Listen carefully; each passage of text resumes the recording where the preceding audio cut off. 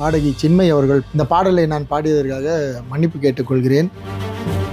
இந்த சித்தாந்தத்தில் படம் எடுக்கிறாங்கன்னு தெரிஞ்சால் நான் பாடாமலே இருந்திருப்பேன்.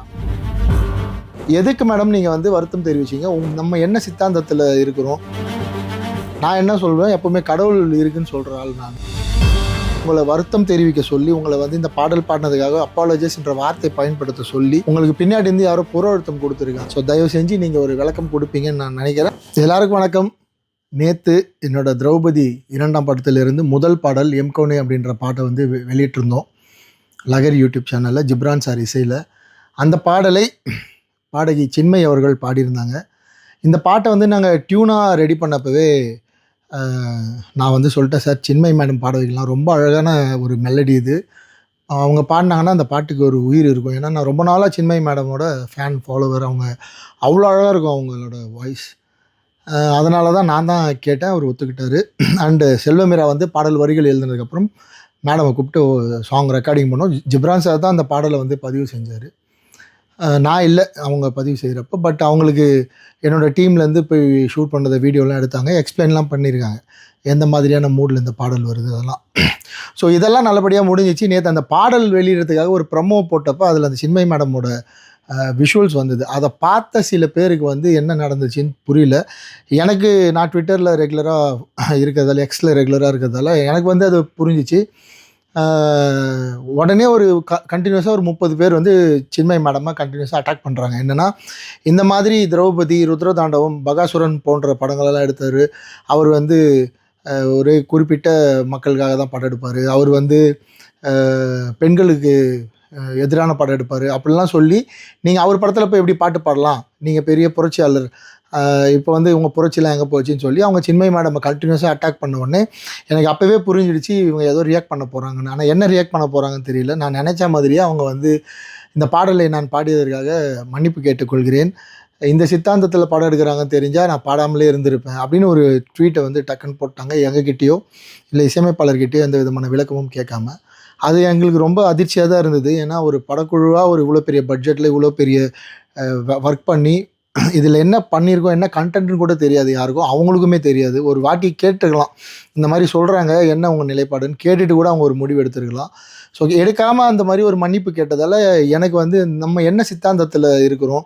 நான் என்ன சொல்வேன், எப்போவுமே கடவுள் இருக்குதுன்னு சொல்கிற ஆள் நான். இங்கே தமிழ் சினிமாவில் அதுதான் பெரிய பிரச்சனை. கடவுள் இருக்குது, கடவுள் இல்லை அப்படின்னு சொல்கிற சித்தாந்தம் தான் இங்கே பெரிய சித்தாந்தமாக இருக்குது. அதை சுற்றி தான் மொத்தமும் இருக்குது.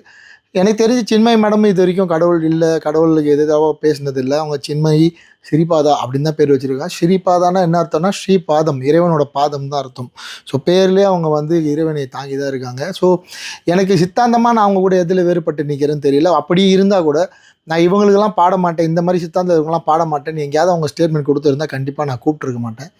ரொம்ப விரும்பி ஆசைப்பட்டு அவங்க குரலில் தான் இந்த பாடல் பதிவாகணும்னு நான் தான் கேட்டேன். கடைசியில் இப்படி ஒரு விஷயம் நடந்துச்சு. எனக்கு என்ன தெளிவு வேணும் இந்த வீடியோ எதுக்காக அப்படின்னா, எதுக்கு மேடம் நீங்கள் வருத்தம் தெரிவிச்சிங்க? உங்களை வருத்தம் தெரிவிக்க சொல்லி, உங்களை இந்த பாடல் பாடினதுக்காக அப்பாலஜிஸ்ன்ற வார்த்தை பயன்படுத்த சொல்லி, உங்களுக்கு பின்னாடி இருந்து யாரோ புற அழுத்தம் கொடுத்துருக்காங்க. அவங்கக்கிட்டே எதுக்காக நான் என்னை வருத்தம் தெரிவிக்க சொன்னீங்கன்னு கேட்டு அது ஒரு விளக்கமாக நீங்கள் இதே ட்விட்டர்லையோ இல்லைனா உங்களோட லெட்டர் பேட்லேயோ ஒரு விளக்கம் கொடுத்தீங்கன்னா அது எங்களோட படத்தை எந்த வகையிலும் பாதிக்காமல், வியாபாரத்தை பாதிக்காமல் இருக்கும்.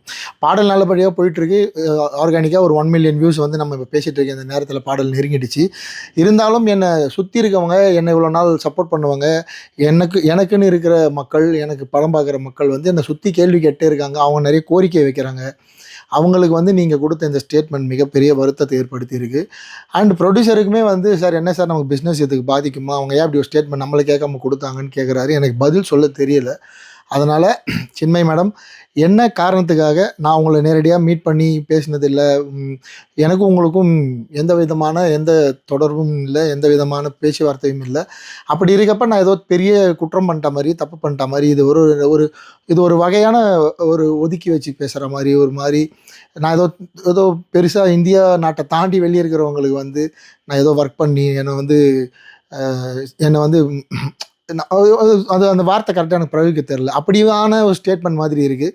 ஸோ தயவு செஞ்சு நீங்கள் ஒரு விளக்கம் கொடுப்பீங்கன்னு நான் நினைக்கிறேன். அப்படி விளக்கம் கொடுக்க விருப்பம் இல்லைன்னா நீங்கள் போட்ட அந்த பதிவையாவது நீங்கள் நீக்கிடணும். ஏன்னா அது இந்த படத்தை வியாபார ரீதியில் எந்த வகையிலும் அது பாதிக்கக்கூடாதுன்னு நான் உங்களை கேட்டுக்கிறேன். And thank you. அவ்வளோ பெரிய பிரச்சனை வந்தப்பவும் என் கூட நின்று இந்த பாடலை வந்து பொதுமக்கள் கிட்ட வெகுஜனம் கிட்ட கொண்டு போய் சேர்த்து ரசித்து கொண்டாடிட்டு இருக்கீங்க. உங்கள் அத்தனை பேருக்கும் என்னுடைய நன்றி. மற்ற மொழியிலும் இந்த பாடல் வெளியாகி இருக்கு.